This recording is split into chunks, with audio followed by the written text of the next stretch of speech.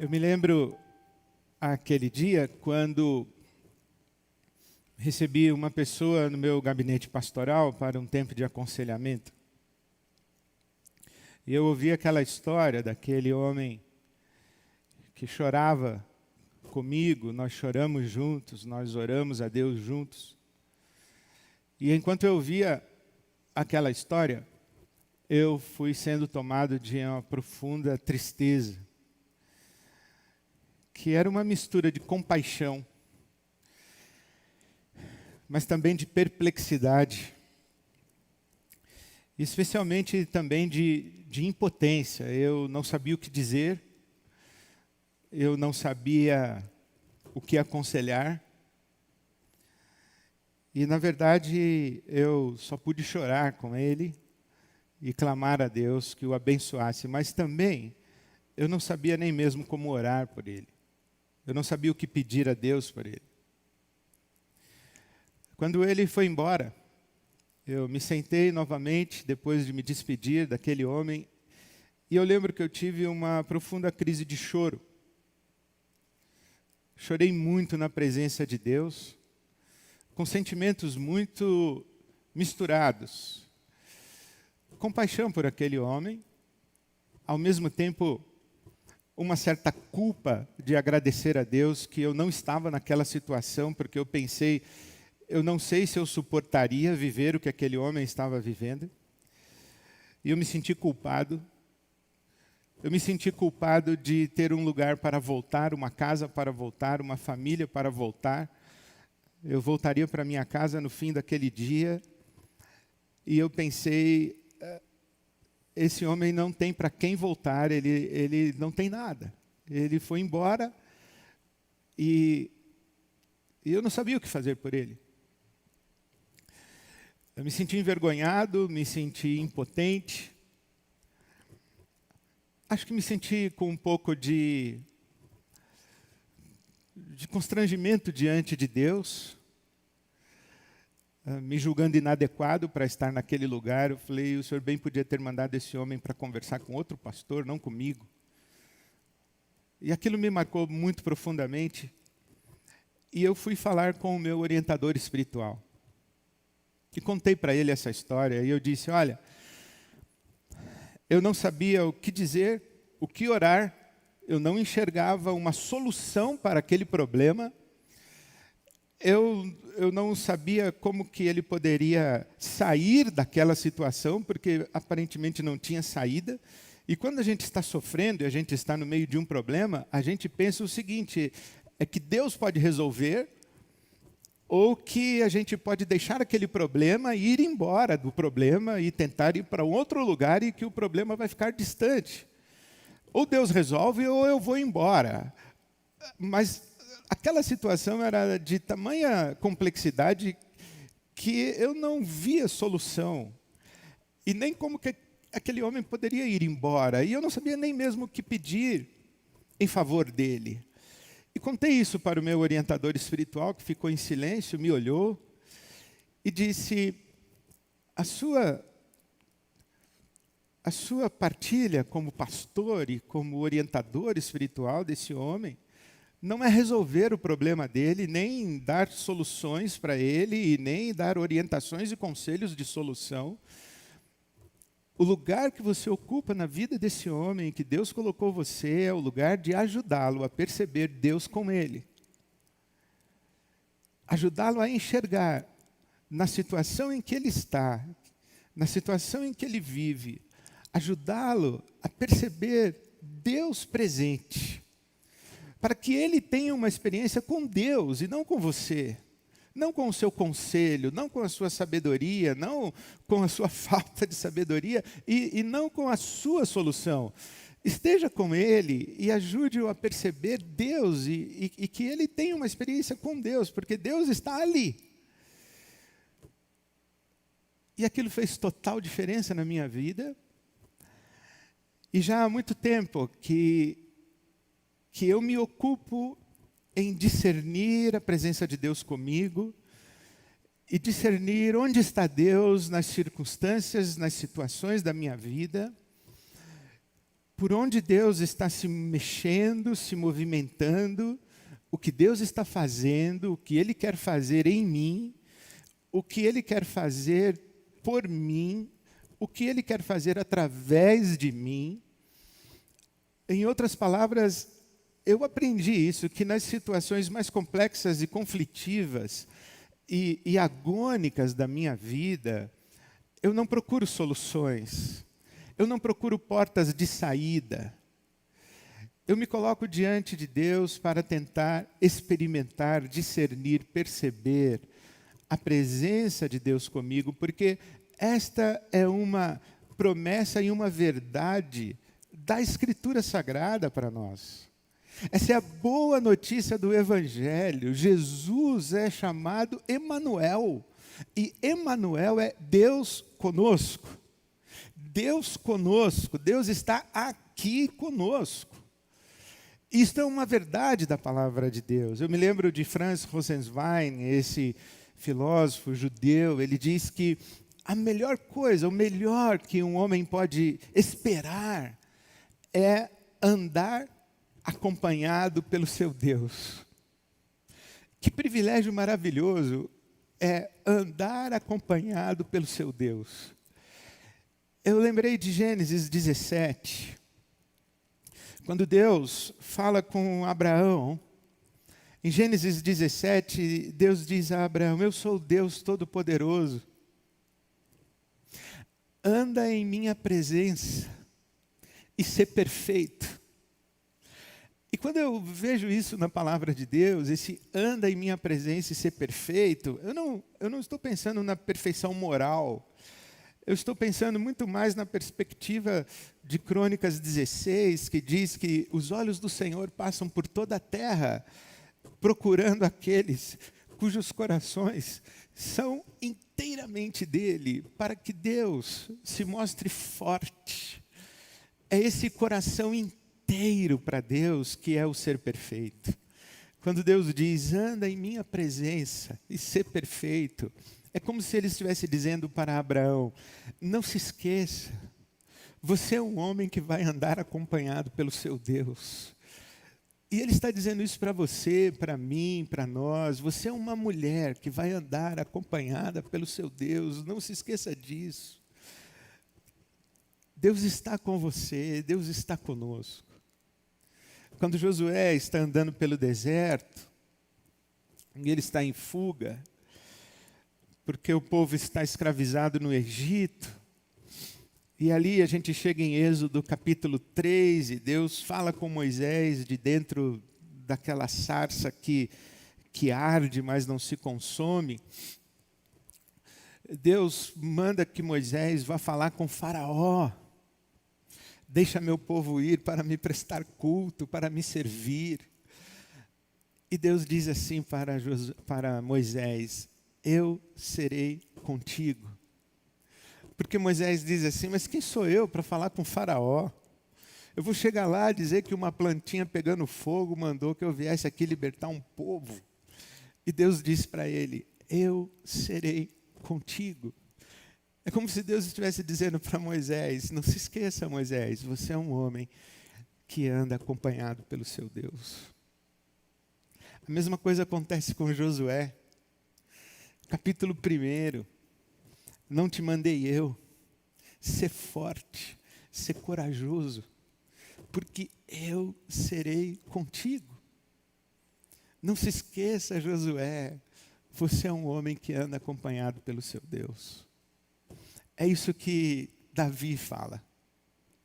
Ainda que eu andasse pelo vale da sombra da morte, não temeria mal algum, porque tu estás comigo. Não se esqueça, Davi, você é um homem que anda acompanhado pelo seu Deus. É isso que fala Isaías, o profeta, para o povo de Israel. Não tenham medo. Quando vocês passarem pelas águas, elas não vão afogar e submergir vocês. Quando vocês passarem pelo fogo, elas não vão queimar vocês, as chamas não vão queimar vocês. Por quê? Porque eu serei contigo. Chamei-te pelo teu nome, tu és meu. eu serei contigo. Não se esqueça, Israel, você é um povo que anda acompanhado pelo seu Deus. Não se esqueça, Ibabe, você é uma igreja que anda acompanhada pelo seu Deus. Não se esqueça, Jesus é Emmanuel. Não se esqueça que Jesus, quando ressuscitado, reuniu os seus discípulos e disse: toda a autoridade me foi dada nos céus e na terra. Portanto, saiam e digam que há um novo Senhor no universo. Ele ressuscitou. E que todo joelho deve se dobrar e toda língua deve confessar que eu, Jesus Cristo, sou o Senhor. E eu estarei com vocês todos os dias até a consumação dos séculos. Não se esqueça, igreja, você é uma comunidade, você é uma família que anda acompanhada pelo seu Deus. Quando a gente lê as histórias da Bíblia Sagrada, que são tão maravilhosas, essa promessa de eu serei contigo, você anda acompanhado pelo seu Deus, essa é uma verdade tão profunda, que quando você lê a Bíblia no livro do Gênesis, no capítulo 39, você vê José sendo traído pelos seus irmãos e vendido como escravo para o Egito. E então José chega à casa de Potifar, um oficial egípcio. E a Bíblia diz, leia o capítulo 39 de Gênesis, que a mão do Senhor era com José. A mão do Senhor era com José. E a Bíblia diz mais, que Deus abençoou a casa de Potifar por causa da bênção que estava sobre José. Potifar não sabia que estava sendo abençoado por ter um homem que anda acompanhado pelo seu Deus em sua casa, mas estava. Depois tem aquele incidente com a mulher de Potifar, que pratica um assédio contra Josué, contra José, e José vai preso.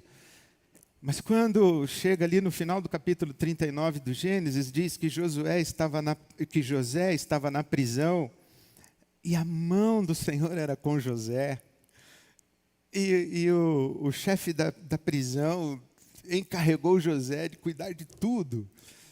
Porque aquele homem olhou para José e falou assim: existe alguma coisa diferente nesse homem que eu não sei o que é, mas ele vai se tornar o homem da minha confiança.